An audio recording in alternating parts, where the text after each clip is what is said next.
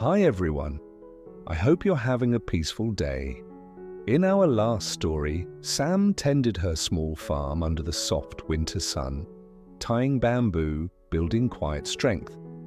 While far away, Officer Lee was deep undercover among criminals, carrying the weight of silence and danger. Today those two worlds begin to tremble. On a cold, windy afternoon, a stranger appears at Sam's gate, claiming to know Lee from his past. But in the stillness of her garden, how can she tell if this man brings truth or threat? If you enjoy emotional stories filled with quiet suspense and love tested by distance, don't forget to like, subscribe, and ring the bell for more from Sam and Lee. The wind arrived early that day, cold, restless, carrying dust from the road beyond the fields. Sam stood by the trellis, adjusting the vines that had grown taller than her shoulder. The air smelled of iron and soil, the kind that warns of rain. She had planned to spend the afternoon trimming weeds and mending the chicken coop, but the light changed too quickly. The sky dimmed and the trees began to sway. A storm was coming. She gathered the last of the vegetables into a basket and hurried toward the porch. Halfway there, she heard it, a faint, unfamiliar sound. Someone calling. "Excuse me, miss." The voice came from the front gate, hoarse, hesitant, touched with something that wasn't politeness. Sam froze. Very few people ever came here unannounced. From the porch, she could see him now.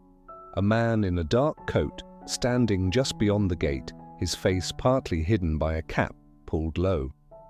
He looked travel-worn, his clothes streaked with dust.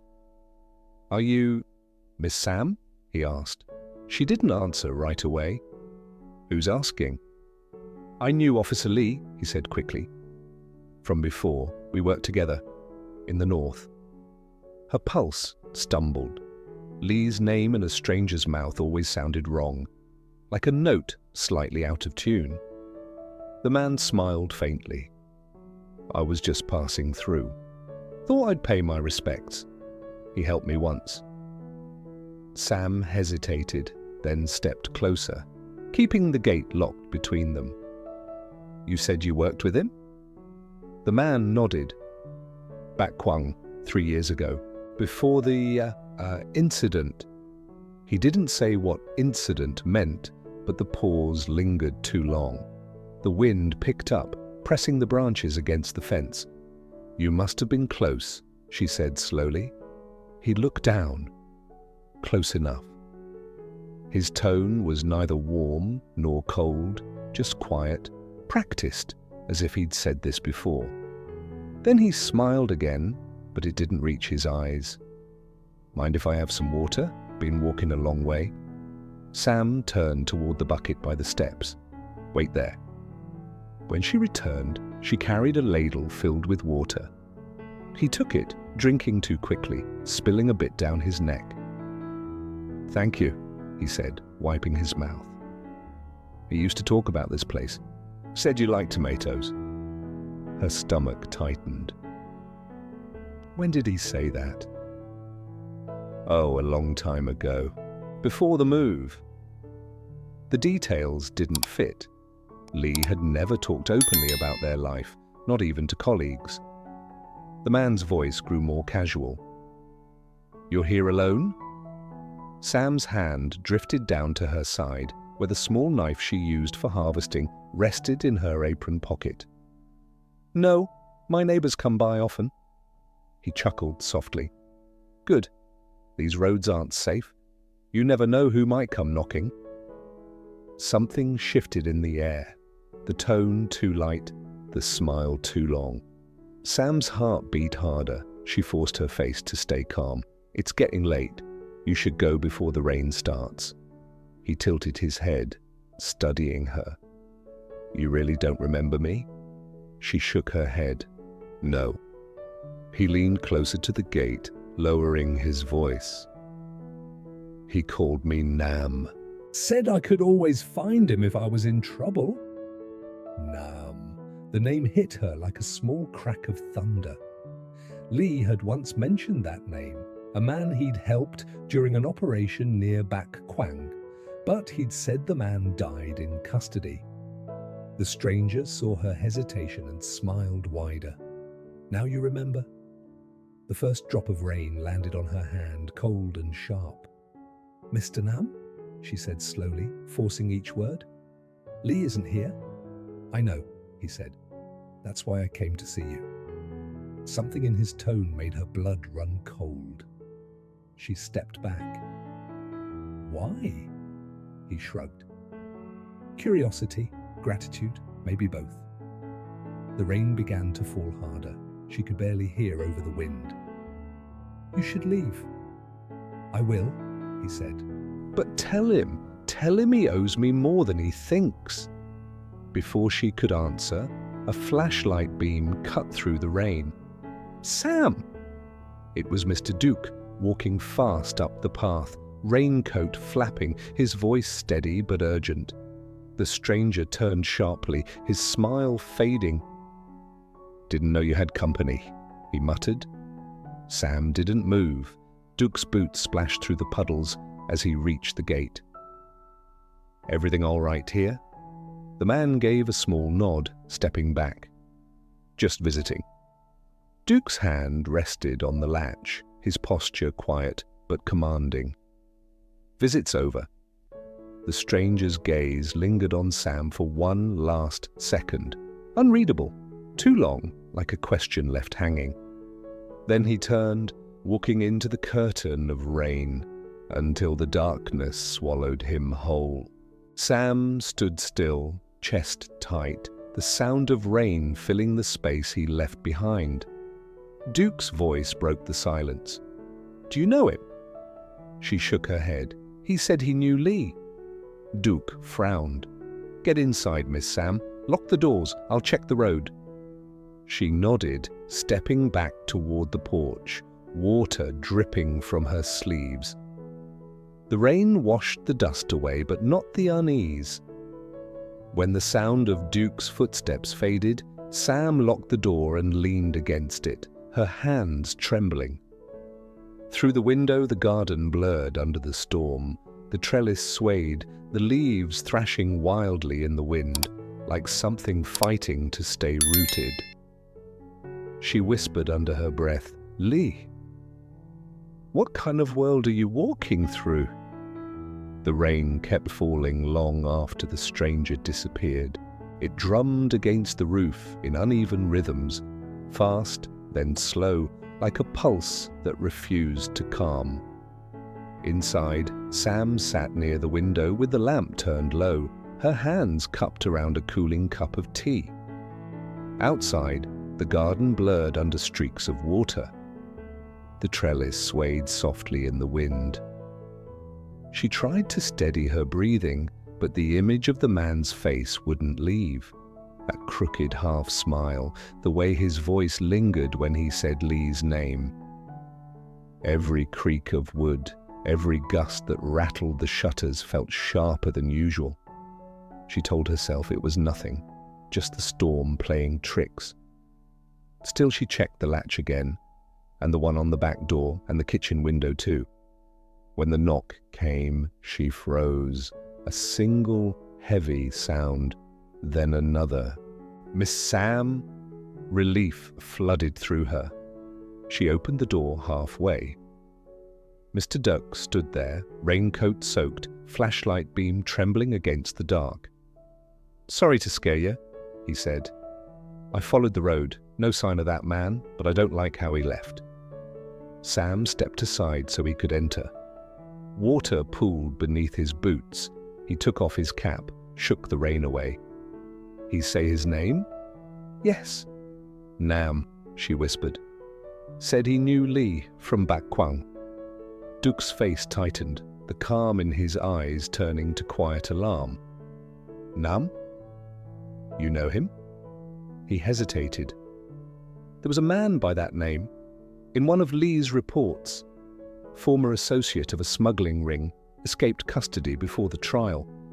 Lee thought he'd gone north or died crossing the border. Sam's hands went cold. Then why was he here? Duke's gaze drifted toward the window, where the rain still fell in silver sheets. Maybe he's looking for something or someone. The words pressed heavy in the air. He said Lee owed him, Sam whispered. He didn't sound angry, but it felt wrong. Duke sighed, rubbing a hand over his face. Sometimes men like him mistake mercy for debt. He looked at her, steady, practical, but softer than before. You did right not letting him in. Keep your doors locked tonight. I'll send a man to check around in the morning. Sam nodded. Thank you, Mr. Duke. He put his cap back on, pausing at the door. If Lee calls, don't mention this yet. He needs his mind clear where he is. I understand.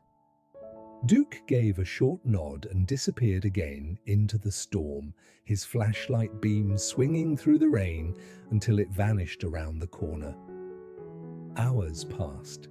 The house went still except for the steady murmur of rain and the faint creak of bamboo outside. Sam tried to read, then tried to sleep, but her thoughts kept circling back to the man's face at the gate. The unease in his smile, the hint of truth hidden in his lies. What if Lee had known him longer than he ever said? What if this Nam wasn't a stranger, but a shadow from a past she had never been allowed to see? She rose, lit another lamp, and crossed to the small desk near the window. In the drawer lay Lee's last note to her.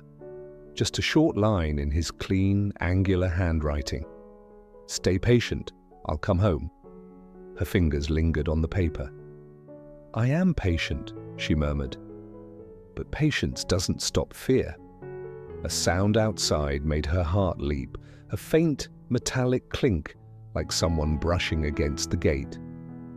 She turned down the lamp, moving slowly to the window. The yard was empty, dark except for the thin silver rain. Then she saw it, something moving at the far end of the fence, a darker shape within the darkness. She held her breath. The shape leaned toward the gate, then vanished, swallowed by the night. For a moment, everything was silent again. Then a flash of lightning cut through the sky, and thunder rolled a second later, deep and long. Sam stayed where she was, her back against the wall listening. But the sound didn't return. After a while, she forced herself to move, to breathe, to think. She lit the second lamp and placed it near the window, a small circle of light against the black, a way to say, I'm not afraid. Still her hands trembled when she tried to pour another cup of tea. Morning came grey and thin. The storm had passed, leaving puddles shining in the fields. Sam stepped outside carefully, boots sinking into the soft mud. The air smelled fresh, too fresh, as if the rain had tried to wash something away. She walked to the gate. The latch was damp, streaked with rust. And on the wooden post, stuck to the wet surface, was something small, a torn scrap of paper. She peeled it off gently. The ink had bled, but the writing was still legible. Tell him I'm still waiting. Her chest tightened. The handwriting was rough, unfamiliar. She looked down and saw footprints, large, deep in the mud, leading toward the road. Duke's men arrived an hour later. They combed the area, but there was nothing left to find. No tracks beyond the gate, no sign of anyone on the road. Duke himself came by at noon, his face grave as he read the note. He's taunting, he said quietly.